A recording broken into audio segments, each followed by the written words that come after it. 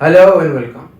So, up to my last video, you guys already understand almost everything about amino acids. Now you need to understand how a single protein structure forms. I mean, there are lots of complex protein, different types of protein in our body, but you need to understand how a basic one protein forms. I mean, single protein. Before I talk about protein structure, you need to understand one thing: peptide bond. Suppose there is two amino acid, okay? Both amino acid has their alpha group, amino group and carboxyl group. Both amino and carboxyl group are directly bonded with alpha carbon atom. Okay. Now, the carboxyl group of one amino acid directly bonding with alpha amino group of another amino acid. मेरे कहने का मतलब ये है कि आज तक amino acid के बारे में जितने सारे वीडियो आपने देख चुके हो मेरे चैनल में, लगभग आप सब कुछ जान चुके हो। मगर ये जो एक सिंगल प्रोटीन स्ट्रक्चर बनता है, मतलब हमारे शरीर में तरह तरह के प्रोटीन बनते हैं, तो ऐसे में एक प्रोटीन स्ट्रक्चर कैसे बनता है वो मैं आपको धीरे धीरे बताऊंगा। तो पहले आपको जानना पड़ेगा पेप्टाइड बॉन्ड के बारे में। पेप्टाइड बॉन्ड एक्चुअली क्या है? मान लो यहाँ पर दो अमीनो एसिड है, ठीक है। दोनों अमीनो एसिड में अमीनो ग्रुप है, कार्बोक्सिल ग्रुप है। अब पहला अमीनो एसिड का जो कार्बोक्सिल ग्रुप है, जो अल्फा कार्बन के साथ जुड़ा हुआ है, वो कार्बोक्सिल ग्रुप दूसरे अमीनो एसिड का जो अल्फा ग्रुप में जुड़ा हुआ अमीनो ग्रुप है उसके साथ जुड़ जाता है। एक अमीनो एसिड का अल्फा कार्बोक्सिल ग्रुप दूसरे अमीनो एसिड का अल्फा अमीनो ग्रुप के साथ जुड़ रहा है। ये जो जुड़ने का या जो बंधन बन रहा है इसको हम कहते हैं peptide bond. Now there are 5 types of peptide bonds. First of all dipeptide, tripeptide, tetrapeptide, and then you can find oligopeptide and polypeptide. First of all, dipeptide. What is this? Actually, two amino acid bonded with one single peptide bond. मतलब ये जो dipeptide है, dipeptide क्या है? एक peptide bond के जरिए दो अमीनो एसिड जुड़ रहा है। अब what is tripeptide? Tripeptide is actually 3 amino acid bonding with और बॉन्डेड बाय 2 पेप्टाइड बॉन्ड। मतलब ट्राइपेप्टाइड जो है वो एक्चुअली क्या है? 3 अमीनो एसिड 2 पेप्टाइड बॉन्ड के जरिए जुड़ रहा है। What is tetrapeptide? Same 4 amino acid is bonded Bhaya 3 peptide bond. मतलब 3 पेप्टाइड बॉन्ड के जरिए 4 अमीनो एसिड आपस में जुड़ रहा है। तो आप समझ गए dipeptide, tripeptide, tetrapeptide. Now what is oligopeptide? It's amino acid sequence. The sequence contains 2 to 20। मतलब ये जो ओलिगोपेप्टाइड है इसमें क्या होता है? पेप्टाइड बॉन्ड का एक चेन होता है, सीक्वेंस होता है, एक के बाद एक।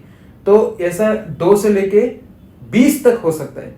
20 तक होगा हम कहते हैं ओलिगोपेप्टाइड। 20 से ऊपर होगा 50 तक, इसको हम कहेंगे पॉलीपेप्टाइड।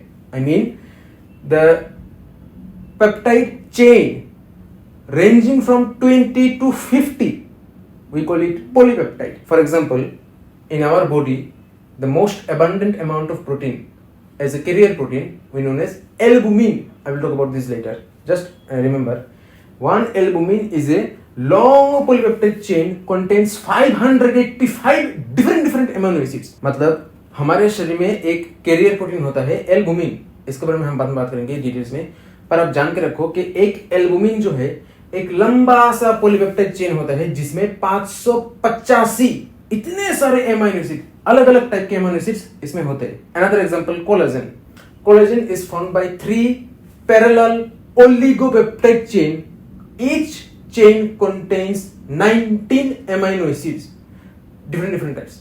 मतलब एक और एग्जांपल, कोलेजन जो हमारे शरीर में हीलिंग के काम करते हैं, तो अलग अलग टाइप के कोलेजन होते हैं। खैर, ये जो एक कोलेजन बनने में 3 ओलिगोपेप्टाइड चेन लगते हैं। 3 ओलिगोपेप्टाइड चेन जिसमें 19 अलग अलग अमीनो एसिड का एक चेन होता है। 3 ओलिगोपेप्टाइड चेन मिलके एक कोलेजन फाइबर बनाते हैं। Remember one thing, in our body as I said we need essential, non-essential amino acids. So there are 22 amino acids present in our body. But among them, selenocysteine and pyrrolysine helps to form codon, okay? Stop codon in tRNA and mRNA. I talked about in my earlier videos, you can check those. Rest other 20 amino acid helps to form these polypeptide chains, okay, in sequence manner. Suppose glycine, alanine, valine, then glycine again, then valine again, then alanine, alanine, alanine again, just like this. Okay? मतलब हमारे शरीर में पुराने वाले video में बात कर चुका हूँ कि 22 अलग अलग तरीके के अमीनो एसिड है, जिनमें से पायरोलाइसिन और सेरोसिस्टीन ये दोनों स्टॉप कोडन बनाने में लग जाते हैं, यूजी और यूएजी बात कर चुका हूँ पुराने वीडियो में। तो इन दोनों को छोड़ के बाकी जो 20 तरीके का अमीनो एसिड है वही मिलके अलग अलग पॉलीपेप्टाइड या प्रोटीन स्ट्रक्चर बनाते हैं, जिनका जो सीक्वेंस है, जैसे मान लो पहला ग्लाइसिन, फिर एलानिन, फिर वेलिन, फिर से ग्लाइसिन, फिर से ग्लाइसिन, फिर से alanine, alanine, valine, valine, valine, valine. तो ऐसा अलग अलग परम्यूटेशन कॉम्बिनेशन होता है हमारे शरीर में। वो हमारे डीएनए डिसाइड करते हैं क्या चाहिए, कब चाहिए, कहां पर चाहिए, कैसा चाहिए। Basically in our body there are cells, every cells has nucleus, inside nucleus there are nucleolus, inside nucleus there are DNA decides what kind of protein, what kind of sequence requires, where it requires, when it requires, how it requires.